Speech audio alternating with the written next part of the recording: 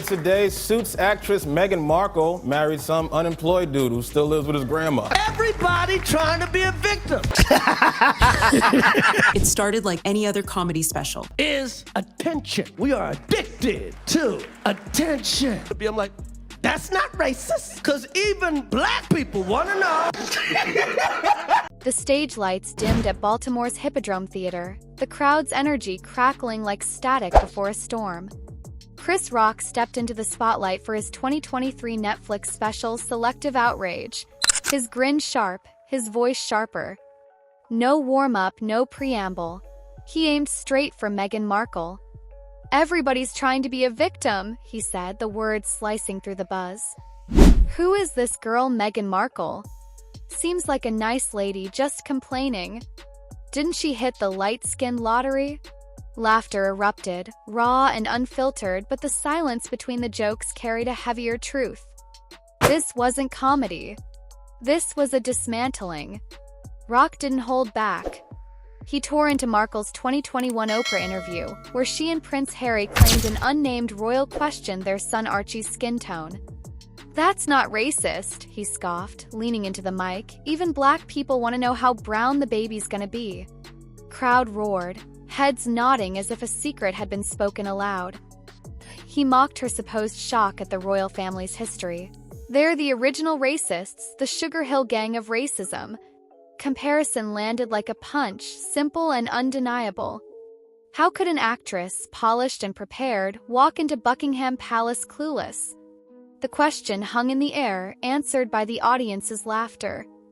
For years, Markle had crafted a story. The Hollywood starlet swept into a fairy tale romance, only to be blindsided by royal cruelty.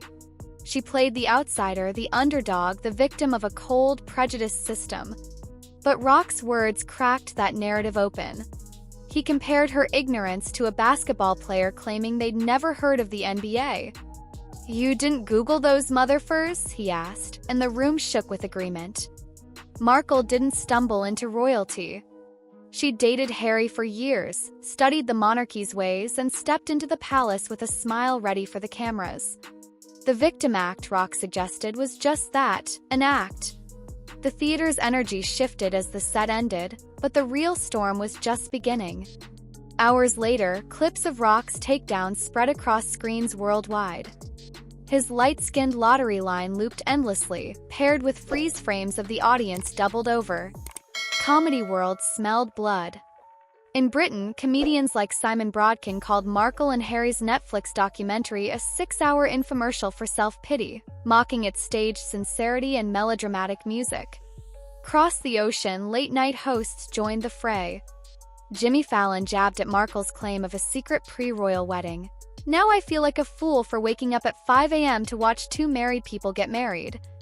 Stephen Colbert, usually restrained, skewered their "we want privacy" mantra while they churned out interviews and specials. The jokes weren't just funny, they were relentless, echoing across networks, each host hitting the same contradictions. Privacy please, Netflix millions, constant grievances. Saturday Night Live turned them into caricatures, a fame-chasing duchess and her bumbling prince, stumbling through a world they claimed to reject but desperately monetized. The skits exaggerated, but only slightly. The repetition was key. From NBC to Comedy Central, the same cracks about brand deals and self-pity became a chorus, making Markle's narrative feel less like a story and more like a script gone wrong. By week's end, she wasn't a misunderstood royal or an ex-actress. She was a punchline, her contradictions too obvious to defend. Then came South Park. The worldwide privacy tour episode didn't just mock, it redefined. Animated versions of Markle and Harry screamed for privacy through megaphones while boarding private jets, their hypocrisy distilled into a 20-minute satire so sharp it needed no explanation. Every inconsistency, Netflix deals, public tell-alls, normal life claims was laid bare. Family Guy later tossed in a line about their millions from Netflix for no one knows what. Power of animated satire lies in its permanence.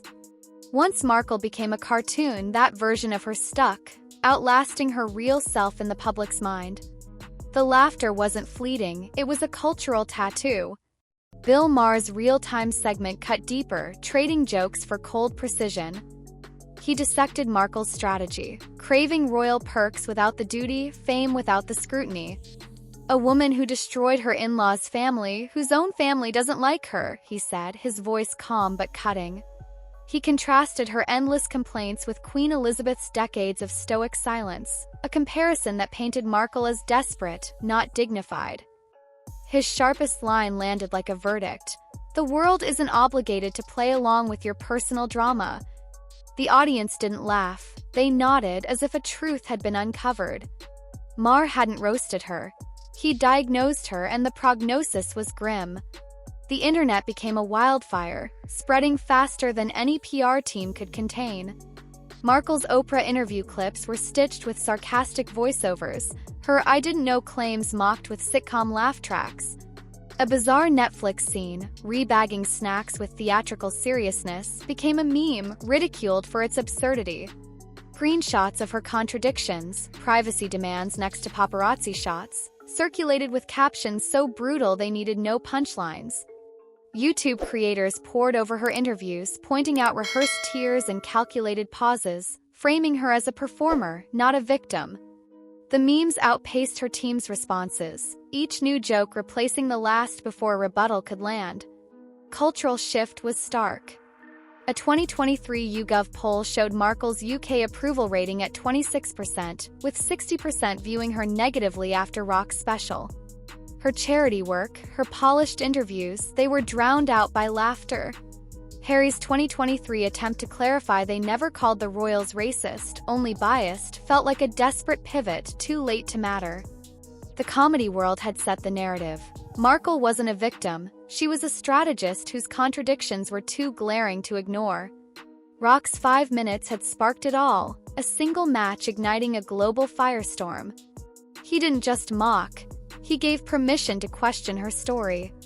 From Mars logic to South Park satire, every comedian built on that spark, turning it into a blaze that consumed her image.